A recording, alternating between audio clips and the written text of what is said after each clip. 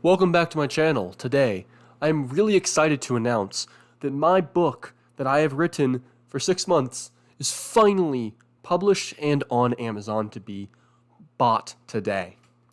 Now, what is this book and why am I writing a book? Well, I've noticed through my various, engagements with Lacanian, Zizekian, Hegelian type of theory is that there is this lack of needed introspection into the political issues of our time, more specifically, conspiracy theories. There are many texts which use Freudian, Lacanian, Hegelian work to look at politics, right? The various attributes of politics, certain politicians, but there are none which focus particularly on conspiracy theories. In this book, I fulfill that requirement. I overcome this with giving a thoroughly Lacanian, Hegelian, mix of Kantian, introspection, analysis, and understanding of conspiracy theories, their psychical implications, their political implications, and the causes thereof. Now, what I'm going to do is just give a basic sort of one of the key ideas that I talk about in the book. And once my book comes in, it's still being shipped, my copies. Once they come in, I'm going to do a series of videos which discuss exactly what my book is. I'm going to go through some of the chapters, and of course, I'm going to try and reiterate the point that if you want to learn more, you should totally buy my book. Now, the key concept that I introduce in the introduction and that plays the pivoting role of at least the first 2 chapters is deception. What is deception in my theory?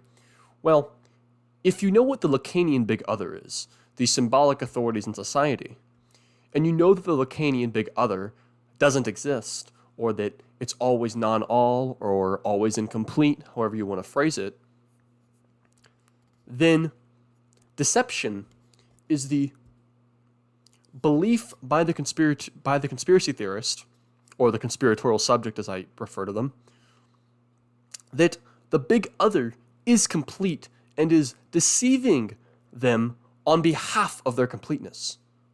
Let me explain more. Let's take the example of 9/11. I give this example in the first chapter. 9/11 conspiracy theories largely function off the notion that, if the government's so powerful, how could they not stop these terrorists? This must mean that the government's involved, and not only the U.S. government, but Israel's involved, Saudi Arabia. These countries have to be involved. How could the government not stop this? It's precisely the notion, see?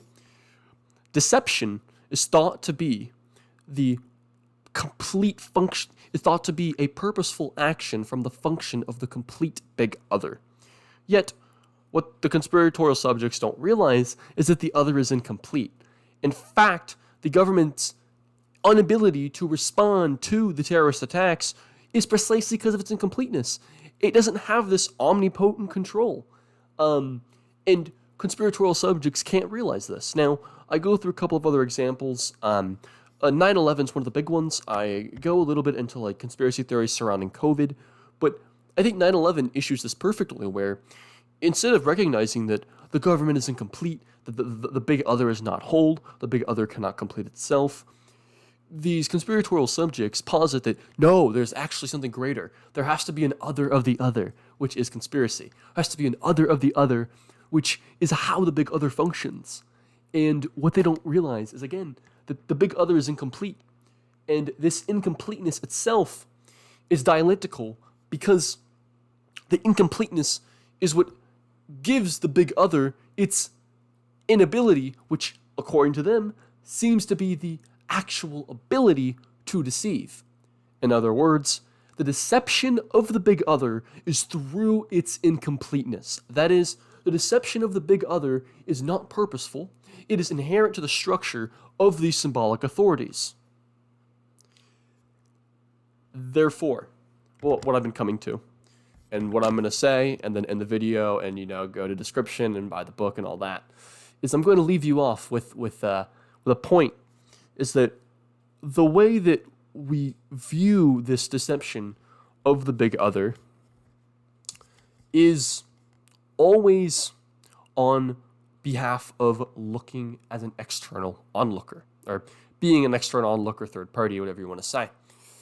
Though, when we realize ourselves as a subject in this society, as not a Hegelian beautiful soul which thinks they're above the world and they're outside subjectivity and they're not having to deal with the trials and tribulations of subjects in society, we realize that we are prone to the big other's incompleteness.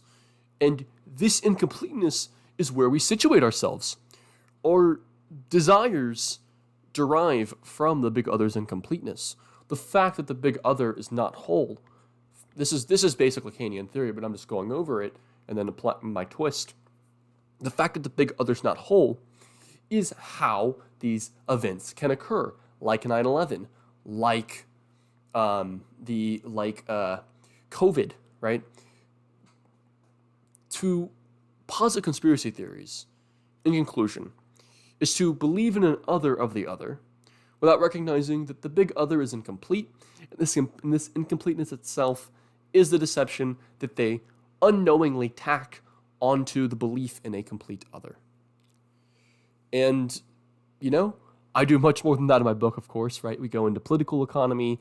I have a whole section which is particularly a case study of QAnon and how QAnon functions in light of some other developments that I make throughout the book. It's a 217-page book.